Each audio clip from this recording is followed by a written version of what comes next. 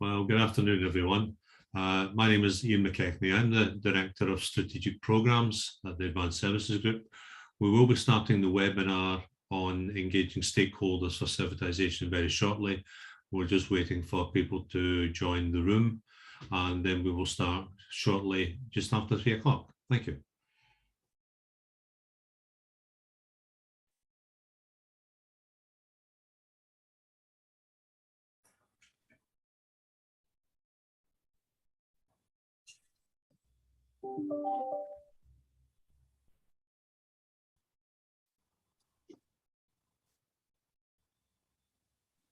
Right. Well, good afternoon, everyone. My name is Ian McKechnie. I'm the Director of Strategic Programs at the Advanced Services Group at Aston Business School. It's my pleasure to be the host this afternoon for this session on engaging stakeholders for servitization. Just a reminder that it will be recorded, and a copy of the recording will be made available to you to allow you to pick up on any of the points that are discussed this afternoon by our two experts. I'm delighted to say that we have got a couple of interesting speakers that are going to pick up on our content. Firstly, we've got Dan Andrews, and I'll be joining Dan where we talk about engaging stakeholders for servitization.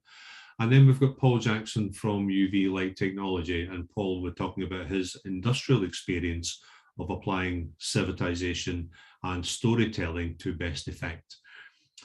So we have Dan. Dan completed his PhD in interactive storytelling. He's a member of faculty at the business school at Aston. He has developed and designed a number of interactive games over the years, designed for industrial use. So one of our games, Unlock Your Insight, was Dan's creation. We've also had the boardroom game. We've had Drilling for Success game. So it's Dan using his research knowledge and applying it using digital tools and technologies to create serious games that can help model and shape the way that new business models are adopted by industry. And we're also joined by Dr. Paul Jackson this afternoon. I'm delighted. Paul has got a number of hats. In his role this afternoon, he is Managing Director of UV Light Technology, but he's also the industrial chairman of our small SME partnership program that we run in the West Midlands. He's also a senior industrial fellow with Aston University, and he completed his doctorate with Aston on the topic of dynamic capabilities in servitization for SMEs. So he's well versed in both the industrial practice and the academic practice. So if I move on to a bit more about the Advanced Services Group at Aston Business School, we're led by Professor Tim Baines. Tim is our Executive Director. For those that have not come across the term servitization previously, it really means moving from a product-led strategy to a services-led strategy by adding services to support the product in use. Tim is the #1 cited academic in the world for the term servitization and advanced services, and he has spent more than 20 years working in this field and working with industry to transfer that knowledge of the research being created into industrial practice, leading to impact and better outcomes. We have a group of about 30 within the Advanced Services Group. About 20 of the core team work on different research programs or professional programs supporting businesses. We have a very strong industrial extended group where we bring in specialists from industry, for example, Rolls-Royce or Alstom or Goodyear, where these experts share their experiences of their own transformation journey as they moved into these more complex and advanced services. You'll see some of the companies that we've used logos for there. They're really just a representative banding, ranging from firms with 10 employees up to firms with perhaps 19 or 20 billion annual revenues. So they all vary, but they all have one thing in common. They want to achieve new growth and add value to support the customer. And they come to the Advanced Services Group for that academic rigor around servitization and all the other tools that we use in that spectrum. One of the big things that we find is that there's always an elephant in the room when we mention the term servitization. And we tend to get 4 key questions. The first one is, what is servitization? The second one is, will it make a difference to my business? The third one is, will it make a difference to my customer's business? And the fourth one is, how do I go about it? So we can help with all of these. The webinar today is about helping you understand how to go about it. And to support that, we have if I can move the slide on one, Christina, if I can move that. For some reason, there we go. We have a mini guide that Dan was the principal author on, looking at creating compelling stories for servitization. These are available in both digital and hard copy. You'll find the URL for where these are available. And we're delighted to share that we've reduced the price of these to £29 until the 28th of June, should you be interested in the steps and the tools and techniques that you can use to go about that. Before I start to hand over to Dan, I will just mention that we have a Q&A function at the bottom of your screen today. For all questions that you have that you want us to pick up on the latter part of the webinar, please post them there and I will field them on your behalf. And I welcome you to the webinar now. Hope you have an exciting session, and I'll hand over now to Dan to talk through his session on compelling stories. Dan, over to you.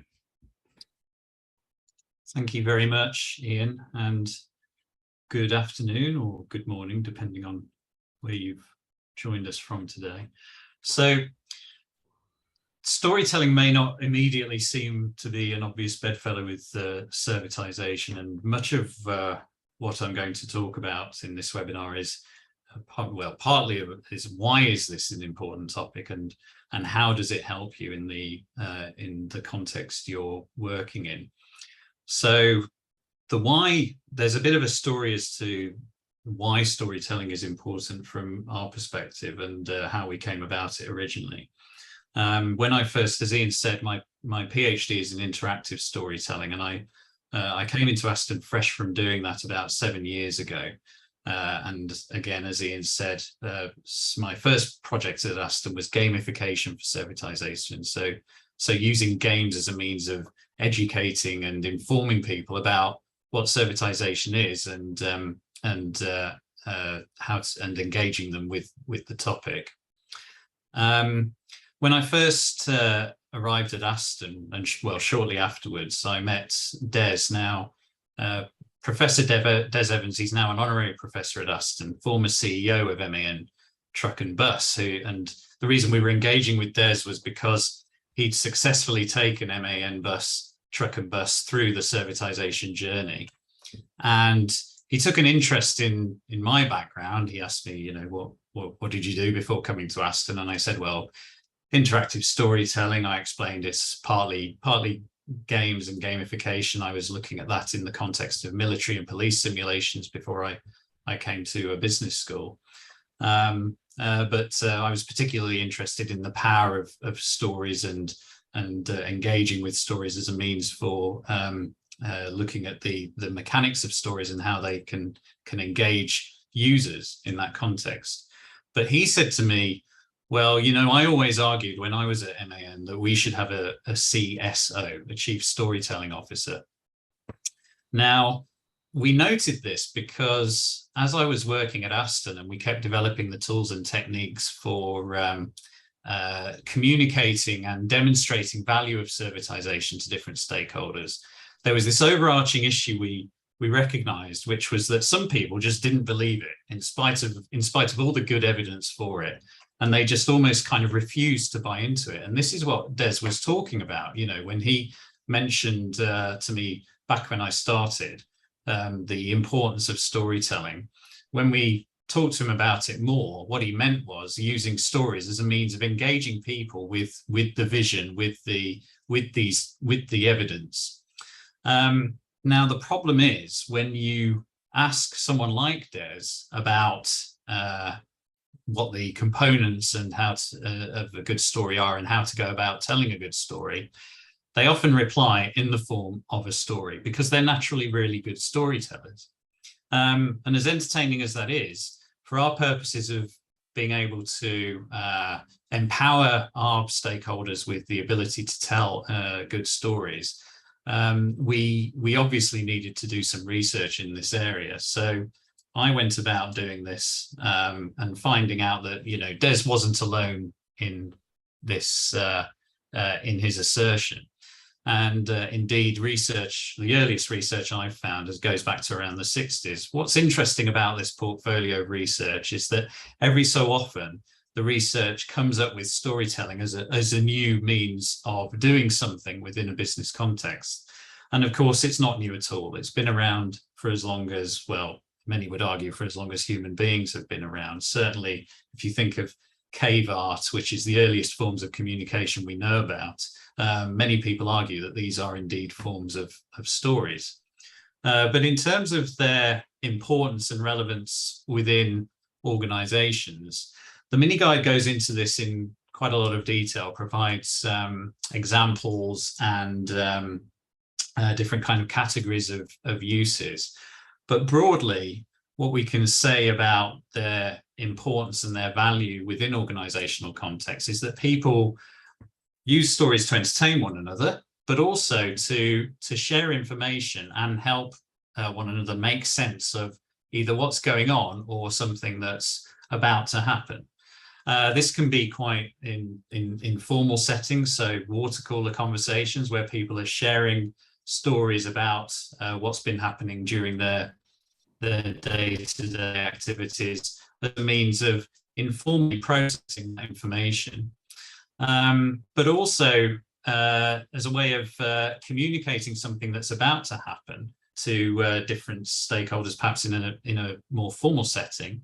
It's argued that stories are a great way of communicating this information because people are able to vicariously experience going on the journey themselves. If you just present information that's either guidance or instructional, then it demands a lot of work on the audience to imagine themselves going through that process. If you present it as a story, then there's something automatic that we do, which is to imagine ourselves in the role of that protagonist, that hero of the story going through that journey. And that means that stories are very accessible, they're very influential to us, and they can be very persuasive, certainly a lot more persuasive than just delivering bullet points or instructional information as is. So as I said, we've gone into this in quite a lot of detail within the mini guide in terms of what the kind of core components of a story are and what their different kinds of functions within organizational contexts are. But I'm going to give you a kind of brief overview of the process that you go through and we go through with, you can go through in the mini guide and we go through when I do workshops on storytelling. And it's all based on this classical model of storytelling called the hero's journey. Now, the hero's journey is seen in all sorts of different kinds of stories. And in a nutshell, it takes a protagonist, a hero, through a change process in order to achieve an objective, after which the protagonist changes and he or she changes the world in which they live for the better as a result. And what we've done is adapted this to the context of servitization, you know, the kind of special world of the hero going through this adventure ends up becoming the world of servitization. And it comes with all the kind of the challenges and potential setbacks that can be associated with that. But ultimately, the rewards make it more than worthwhile. So the toolkit is based on this overarching kind of structure. And the original purpose of this toolkit was to engage internal stakeholders with a change process. Now, as I originally as I said earlier, the motivation for this was that we were recognizing this overarching issue that people within large organizations were struggling to get their stakeholders, their colleagues on board and get a change initiative going. So the original design of this was to help individuals engage their range of stakeholders and put this range of stakeholders they have in the role of the hero within their own stories. But what I've seen as we've been doing this workshop with various different kinds of cohorts from both large and small companies is that it also provides a kind of a framework for communication internally, not just for someone who's delivering a story to a particular stakeholder, but also for groups of people who have the same agenda and who need to get their story straight before they approach their stakeholders with it. And lots of different people can have different viewpoints on what the ups and downs of a story of servitization are and what the process is.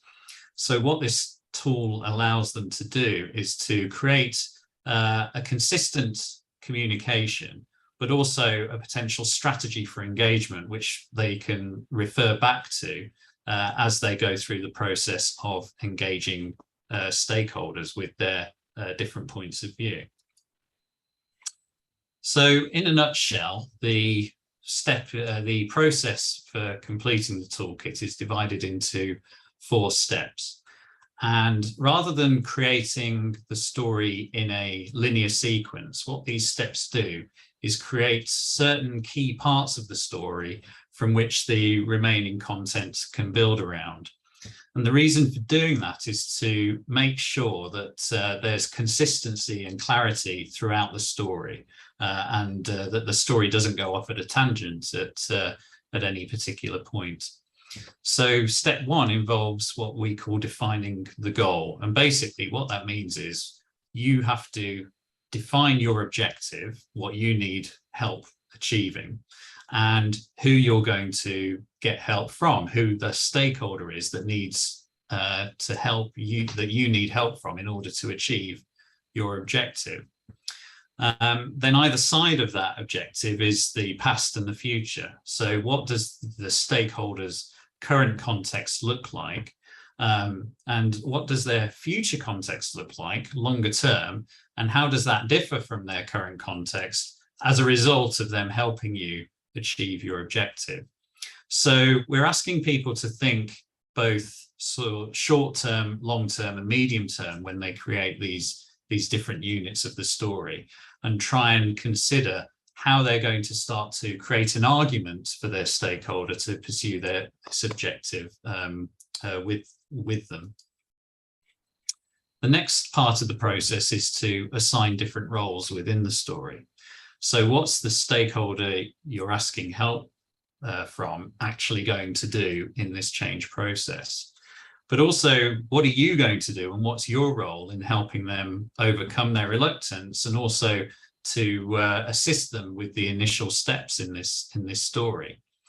And then who and what else is going to be involved, both in a positive and a negative sense? And we call this step allies and enemies. So who are the people, what are the things, processes that are going to help on this journey? And also, what are the things and processes and people that are going to get in the way? And what this does is it creates a kind of credibility to the argument. Rather than creating something that's entirely positive, it creates a narrative which does illustrate that you have taken into account your stakeholders' potential concerns. And in the remaining story, you're going to alleviate those concerns by demonstrating how you're going to get all your ducks in a row and get the story moving forward to a satisfying conclusion. And this also creates drama. You know, drama is conflict, and conflict in a story is what generates interest and makes it entertaining. So apart from creating a kind of credible, authentic, and sincere argument, this process also means you're creating a story that's more entertaining than something that's simply entirely positive. And then step 3 is completing the content of the wheel, the sort of final kind of third or half, the other side of the objective. Firstly, as I said before, alleviating the stakeholders' concerns, expressing that you've taken into account their fears and but this is what you're going to do in order to prepare for the objective and alleviate their concerns. Then describing the short-term and the long-term outcomes of completing and achieving this objective. Now, short-term outcomes can be both positive and negative. Your stakeholder may have lost something as a result of doing this. But what you demonstrate in this story is that in spite of that, afterwards, it's going to make it worth their while, because this learning and what they have achieved from achieving this objective is going to help them out with their longer-term challenges. And ultimately, overcoming their longer-term challenges is going to result in the optimum future state that you expressed at the beginning of the process of creating this story. So ultimately, you create your content, and then it's a process of actually tailoring it so that it makes sense. And this is actually really important, because you create this story in a sequence which isn't chronological. When you read it back in a way, in a linear chronological sequence, what we've noticed is that this is kind of provides people with an opportunity to really reflect on, actually, they have created a story, they have created something that is a narrative and has got potential, but it's not quite ready in its current form yet. So what the process of reading it aloud does is helps people to make sense of it within their groups or individually, depending on how they could have created this story, and enhance the overall argument and make it more coherent. But also, to be frank, for them to reflect on whether they are actually ready to approach this stakeholder that they've targeted or not, whether the argument that they've created is convincing enough in its current form.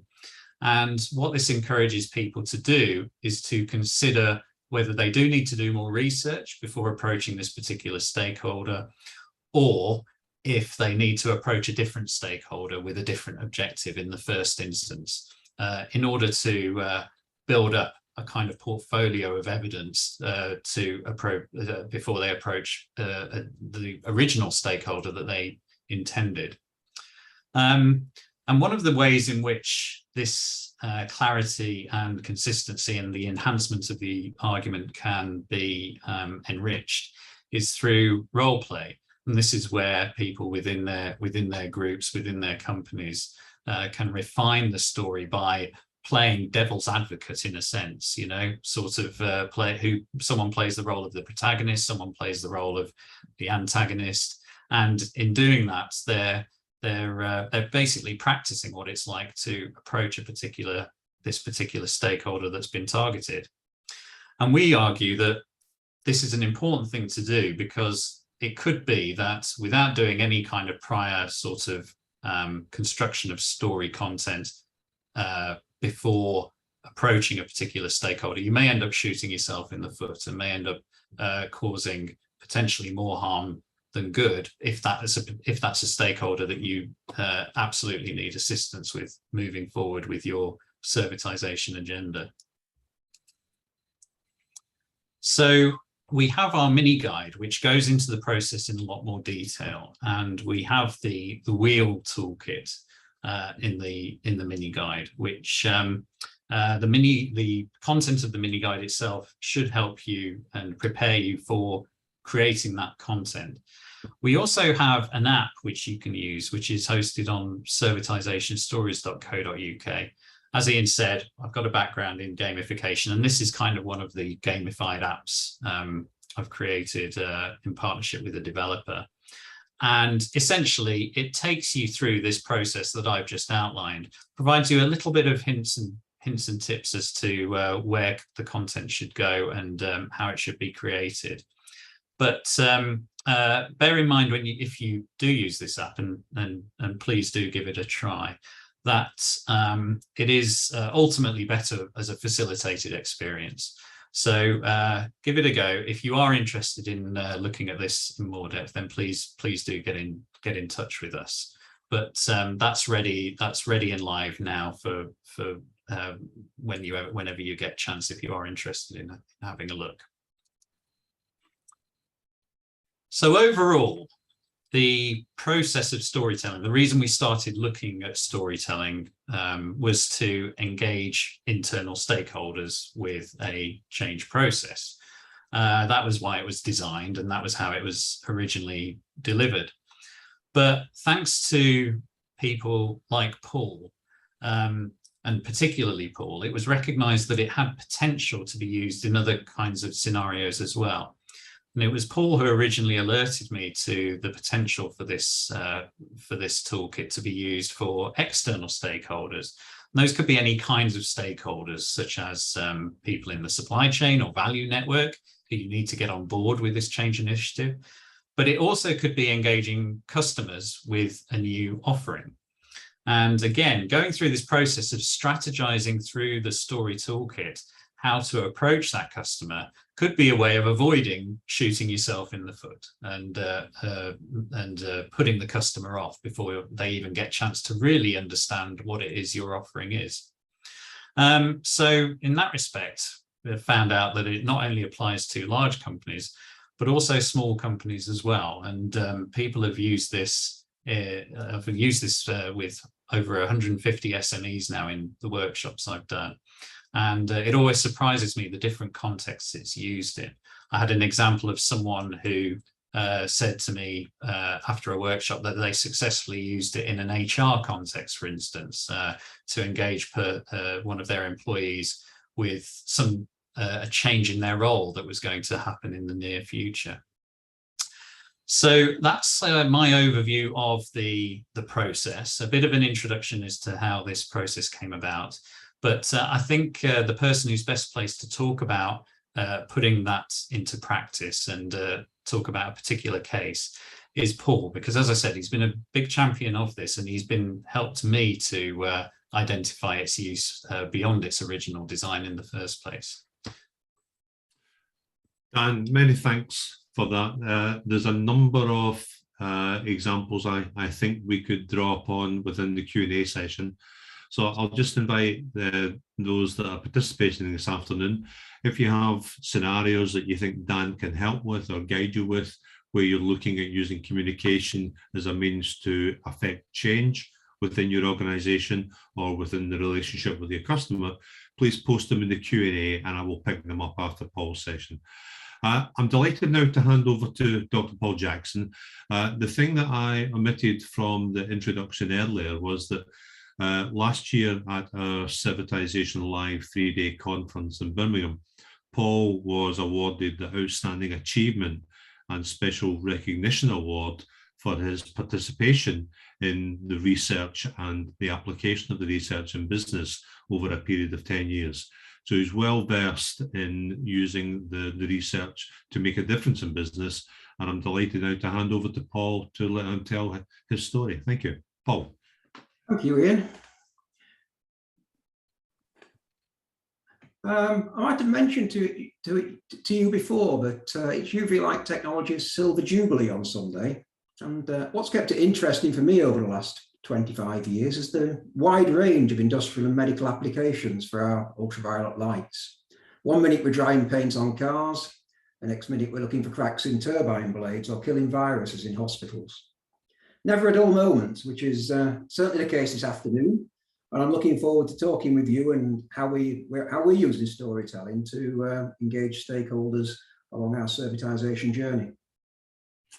Okay, Paul, before you move on, if I may, could you maybe give us a bit of your background in terms of why you moved into the use of advanced services and servitization? Sure, I can do that. Some of you will be familiar with the mini guide on visioning, and will recognise the services staircase on the left-hand side, which we started to climb in 2008. At this time, the financial crisis hit us just when LED technology, mainly from China and Japan, was starting to commoditize our markets. And we realized that during our first 10 years, although we'd had 2 periods of high growth, this hadn't been sustainable due to low customer lifetime value and lack of regular recurring income. So to address these challenges, we needed to improve productivity and resilience by creating new customer value through services. And over the next 10 years, we steadily built our Optimin UV intermediate services until in 2018, we started to develop our advanced services known as Optimin UV Outcomes, designed to optimize the customer's process whilst minimizing the risks. And one such outcome-based service is disinfection as a service.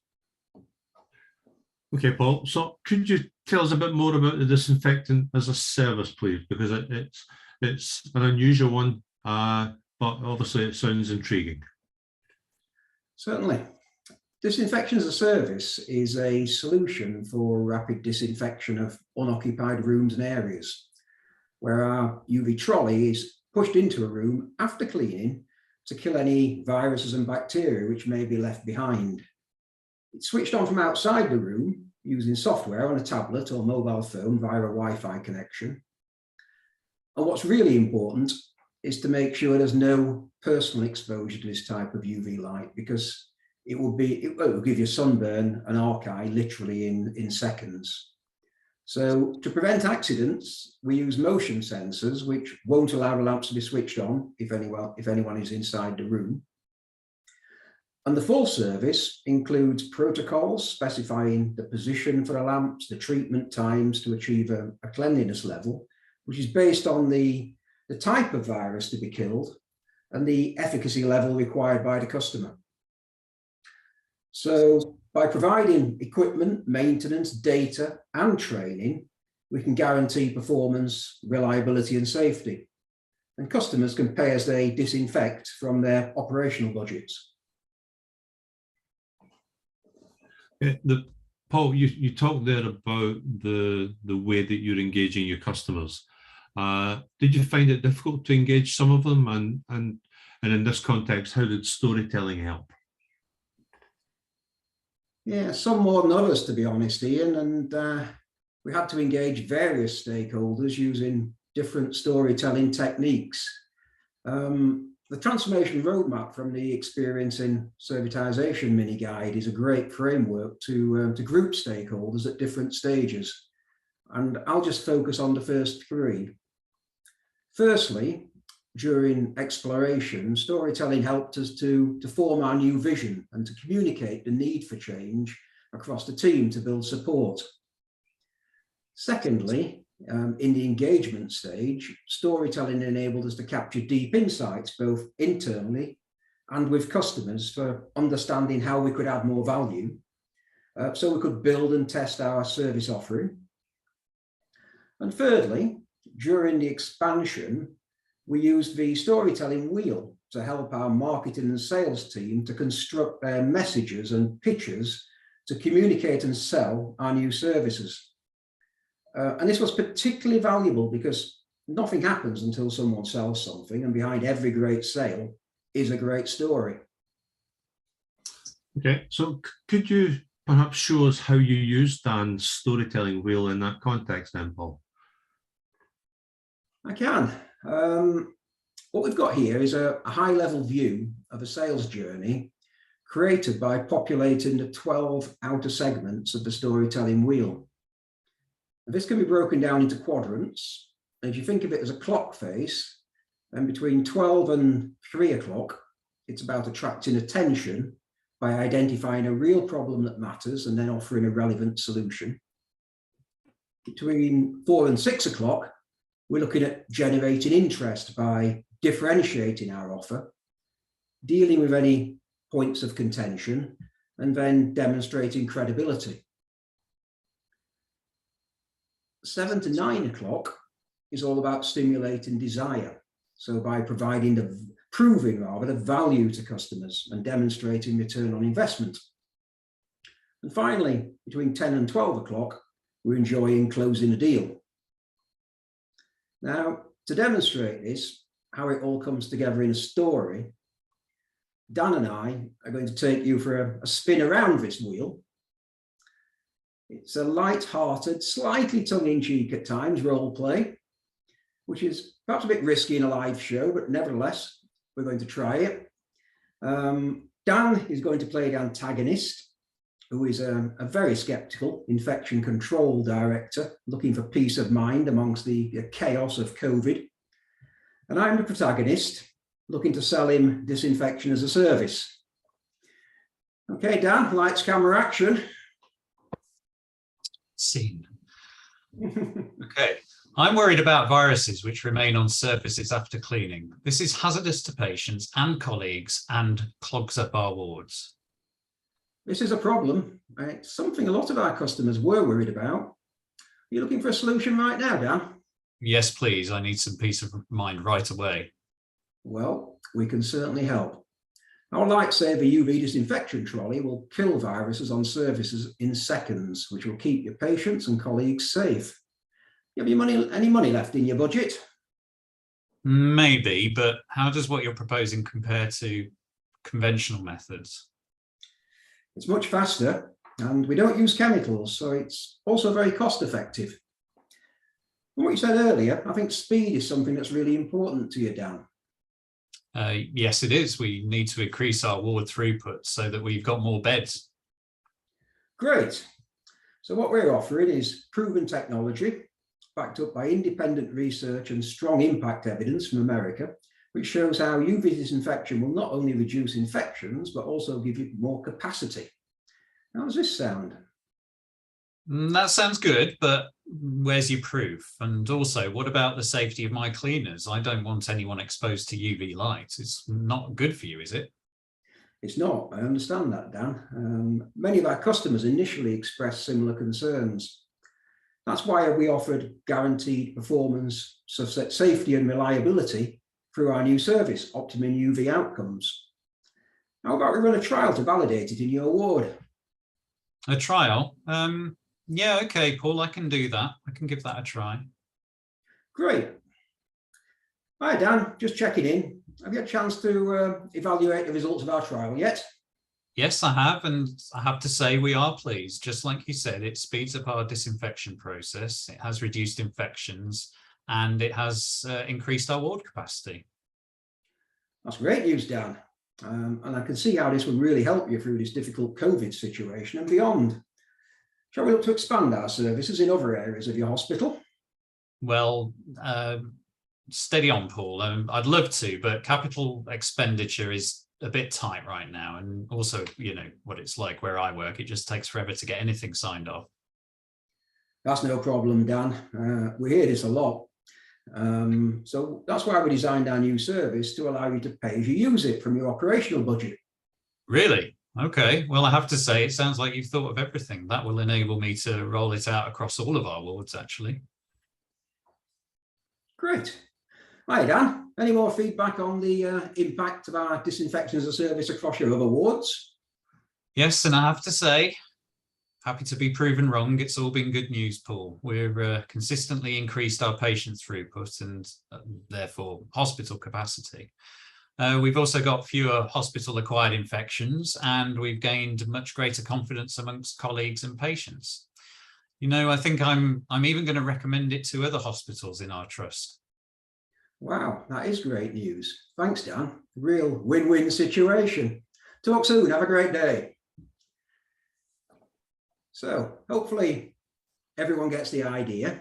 In reality, of course, the 4 quadrants and the 12 segments of the storytelling wheel will be built out to cover the ebb and the flow of the sales journey, which will take place over many meetings, sometimes many trials and many discussions. So that's all from me, folks. Thanks for listening. I hope you've enjoyed it, and back to you, Ian. Thank you very much, Paul, and also Dan for your contribution there to the role play activity. I've had the pleasure of using Dan's storytelling wheel with a number of firms over the last couple of years, ranging from very small firms up to global multinationals.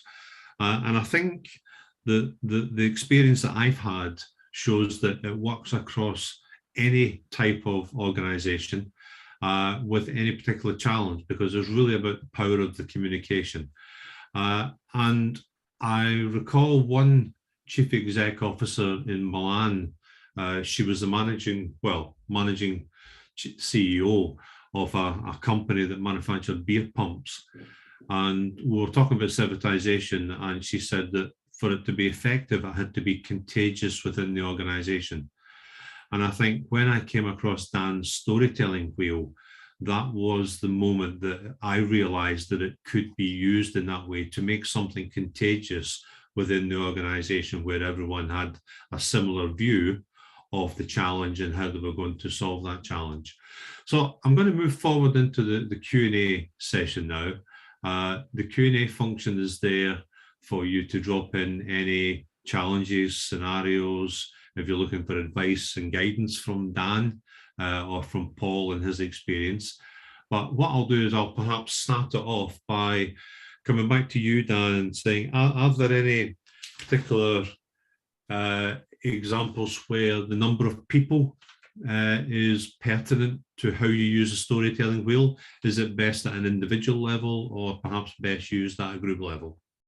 Yeah, it originally was designed, to be honest, to be used by individuals, or accessible at least by individuals. And what I noted as I was using it in more workshops was that it could be used in a couple of different ways with groups of people as well. And I would argue that it is better with groups, used in groups.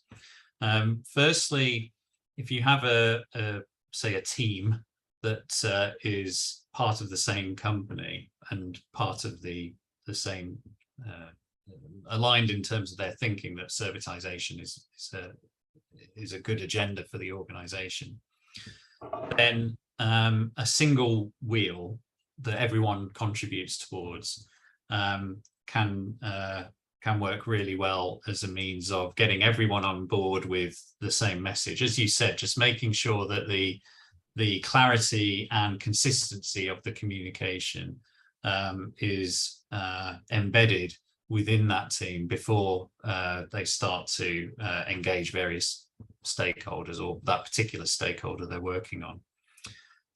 Another way I've seen it work quite well is if you have a team within the organization who have various levels of skepticism about servitization, and they then create their own wheels, their own stories.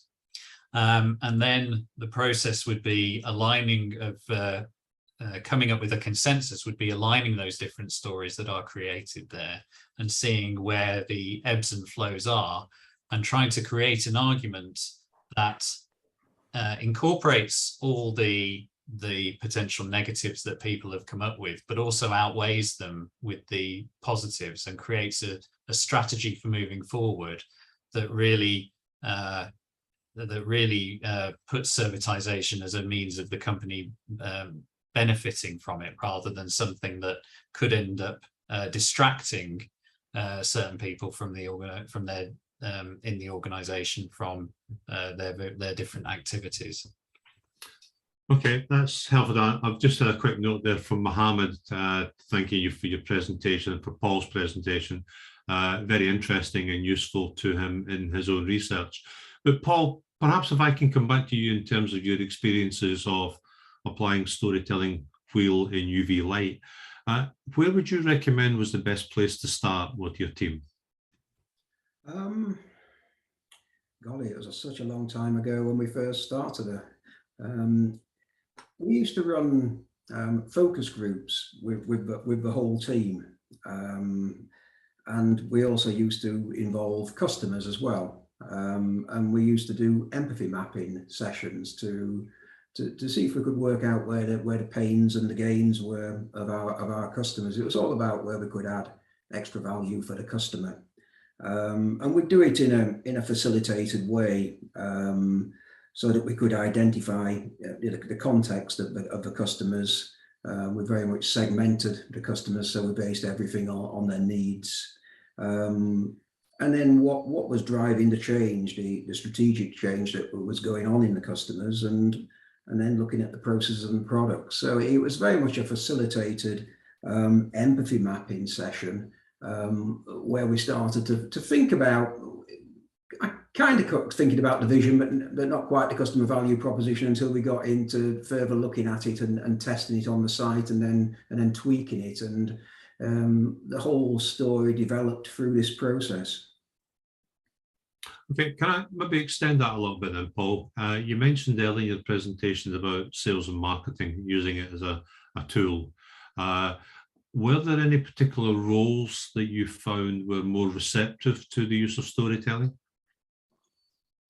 The great thing about it is it pulls the marketing and the sales teams together. That sometimes can be quite problematic, certainly in larger companies and even in smaller ones. And the main thing was for the alignment of motivations across the whole team. So, and by creating these stories, it sometimes gave us that eureka moment where the penny just dropped and everyone's in agreement, but wow, why haven't we thought of this before? And we also saw that in a number of focus groups, certainly that I ran in my research with 6 other SMEs. And by having a session, I think you asked Dan how best to use it in groups or individually. We did it in a group of 6, but we split the group in groups so that they worked in partners. And this went on for a number of weeks. But by working in pairs, where one told the story, the other wrote the story, and then framed it into units, comic book style, with a timeline, it really helped the storytellers to, when they told it, when they heard it back and they're interjecting to understand more their own business and how they could capture more value from their customers. These eureka moments, they're something quite great to see when they happen. Okay, yeah. Thanks. Dan, do you want to add to that? Yeah, I was just saying, I mean, what resonated with what Paul just said when we do the workshop activities, one of the things, and I've encouraged people to do this during this session as well, is to tell the story aloud once that content is created, because that really is a key part of the creation of the content and making sense of the content and making sense of the story. As Paul said, you know, a lot of the kind of revelations can come out in that part of the process. And when we find it particularly powerful that if people create the content in the sort of wrong chronological order, but you know, they are creating content that they know is going to be of relevance to that stakeholder, then when speaking it aloud, when telling it aloud in the correct chronological order, not only do people realize that this is a story that they've created and that it has kind of a powerful and engaging narrative structure, but also that there is potentially quite powerful content in there that they can elaborate on further and exploit further. And I think that's been an interesting, you know, insight for me when running these workshops and using this tool. Yeah, thanks. I mean, personally, having used your storytelling wheel for a number of years, I think the eureka moment for me came with one firm from the West Midlands, where they were using the storytelling towards the customer with a view to changing the customer mindset. But actually they realized it was a much more powerful tool for internal communication, so that everyone that was in the company was looking towards that customer with the same perspective. So they weren't looking for the same change at the end of it as they originally thought at the beginning. And I do see great power in the tool. I've used it with individuals in India, in South Africa, in Scandinavia. And I think the thing that it also does is, if you perhaps do it on a one-to-one basis, you also get a much more candid response to the story that you can actually use in a much stronger way when you start bringing all of these individual stories together. So what's next for the storytelling, Dan? You mentioned the storytelling app. What do you want people to get from that? So this, both the mini guide and, as you said, the app focus a lot on the content. And although, as we've said, refining that content, telling it aloud, creating it in different kinds of group dynamics and different, whether it's individuals within groups, small teams within groups, or just people on their own. The outcome of that should really be the kind of the first draft of the story. What's the equally important to the content is how it's delivered. And what would be what I would work on next, and what I'd encourage people to work on next and to engage us with, is how, once that content is done, how do you focus it? How do you deliver it in the most engaging way possible? Because ultimately, I see that first draft as being like the story strategy. That's the strategy for how you're going to engage that stakeholder with that particular narrative. And then the next part of the challenge is to hone it, refine it, and pick the best method for delivery with that particular stakeholder. Okay, there's a couple of questions that I've got coming up for you, Paul, but we just had a question coming in that talks about just thinking about that eureka moment. Is it something you think has value in using it with internal stakeholders as an exercise to help get buy-in and change thinking? Or would I use this on internal stakeholders to develop the story themselves? Is that something you can help with, Dan? Yeah, so what's occurred to me as I've been using this, and is that really it can be both. If you're thinking about that eureka moment, and whether you want the audience to come up with it or you want to come up with it yourself, it has value either way.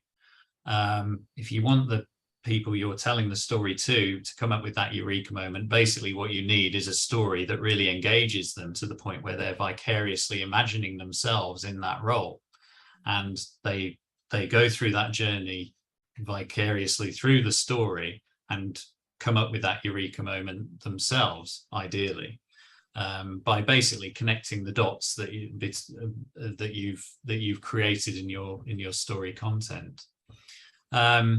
In terms of using it, I think can we just clarify? Could whoever's posted that question? I can go back to it again, Dan. So just thinking about the eureka moment, is it something you think has value in using with internal stakeholders as an exercise to help get buy-in and change thinking? Or would they use it on internal stakeholders to develop the story themselves? Right. So yes, again, the answer is still the same. It's both, depending on how the extent to which you have a relationship with the internal stakeholders that you could do that. Like I said before, the kind of process of role play. If you've got people who can play devil's advocate because they are sort of skeptics themselves, then that can really help you create the content that will engage people like that. Yes, I mean, I would encourage people to consider uses in both those cases. Have you got any thoughts yourself, Paul? Definitely all of the above. I think there can be eureka moments about other things as well. We're describing processes and sequences of events that unfold over time, and this really connects cause and effect and enables better understanding. So there's lots of opportunities for using it internally to understand our own processes and commonalities, which might reveal specific events and their relationships. It might be the activities that you're conducting or the resources you're allocating or need to allocate. And as we found in the research groups, when we were looking at capabilities, that the sequence at which you're doing these things, and this comes out in stories and will enable or inhibit progress. Thanks for adding to that, Paul. If I can come back to perhaps one of the questions that I'd come up with earlier. Were there any of the 12 questions in the storytelling wheel that made you think more deeply about a particular challenge that you had more than any other one? I think by doing it in a different order to the way you tell the story is really powerful. In so much that it really makes you think. It puts you, in the position of a customer, and it makes you really think about, well, what are their problems and how do we go about solving these problems? Not just the problems, but adding extra value to them. And I think that's really powerful in so much that you've got your beginning and your end to the story almost at the beginning, and then you fill in the middle parts. It's great for looking at where you're going to get your allies from and what's inhibiting your process. And in particular, the motivation of the alignment of the motivations within the company, it's really powerful from that respect. Okay, I think probably the $64,000 question, Paul, for the participants this afternoon. What business benefit did you see from applying the storytelling techniques? I mean, was there a significant uplift in revenues? Was it about the intimacy of the relationship with your customer or your team? Where was the tangible benefit that you saw? Well, it's been crucial all the way along the servitization journey to pull everything together. And when you look back at the little chronology I was telling you about earlier, when we started the business, it was 25 years ago. As I say, it's our silver jubilee this coming Saturday. When we started, we had no services whatsoever, and we had no revenue from services. It was purely products. 10 years on, about 25% of our revenue was from services. And it was always our dream that one day we could cover all our overheads from regular recurring income, and we wouldn't only ever be as good as our last sale, so to speak. So that was always the aim, and it was only a couple of months ago we actually achieved that aim, and we hit 50% of our annual revenue from services. And for sure, there's extra profit in services. It improves the productivity, and because of the regular recurring income, of course, it increases the resilience. So without storytelling, honestly, I don't think we would have made the progress as quickly as we have done. And yeah, in terms of the impact, 50% of revenue from services, we're delighted with. Yeah, it's a fantastic milestone, Paul, and congratulations from the team at Aston for your 25 years. I think that's a great endeavour. I've just flagged up some of the tools and other mini guides that we have available, similar to those that support the storytelling activity. But Dan, is there something you can perhaps share with us about your next stage of research, or where your research is heading? I think I've already mentioned what's particularly interesting, and you touched on this before as well, Ian, with the asking, what's the most important part of the wheel? What's the most important question to Paul? Now, my view is that it really does entirely depend on the context, and I think the more people I can encourage to create this content and to reflect on, which of these questions are most relevant to them and why in their particular context, I think that would be very helpful for both the research and also for the people creating this content to hone in on those really pressing parts of the story that are going to be most relevant and engaging to their stakeholders. Yeah, thanks, Dan. And I think I've actually just been put to the post by one of our participants, Sally Bigdelli, who said, Dan, Paul, great webinar. So thank you very much for that. I think I've just on the screen there, you will see a range of Servitization Live interviews that we've carried out over the last 18 months. There's a number of webinars that we undertook last year, and there's the webinars that we've got this year. All of these are available on demand.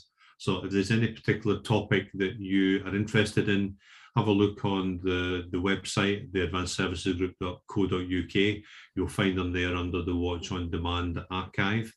And it really just leaves me with the time we've got available, just to say a big thank you to Dan and Paul in particular for sharing your academic expertise and your industrial practice all around the use of storytelling. And I'll open that up to the participants now. If there's anyone out there that has a story that they want to share with us, or that we could perhaps use as maybe a way of helping with stakeholder engagement stories to share with others, then please get in touch. And a big thank you to all our participants for joining us this afternoon, and hopefully we're bang on 4 o'clock. So thanks all, and you'll see the rest of our webinar series evolve after the summer, and we'll look forward to catching up again in the autumn with you. So thanks again. Bye. Thank you. Bye.